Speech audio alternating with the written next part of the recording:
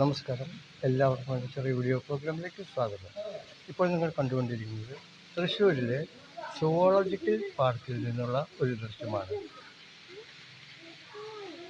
രണ്ട് ഹിപ്പോപ്പൊട്ടാമസുകൾ കിടക്കുന്നതിൻ്റെ ഒരു ദൃശ്യമാണ് ഇപ്പോൾ നിങ്ങൾ കണ്ടുകൊണ്ടിരിക്കുന്നത്. ഇത് ഏഷ്യയിലെ ഏറ്റവും വലിയ സുവോളജിക്കൽ പാർക്കിൽ ഒന്നാണ്.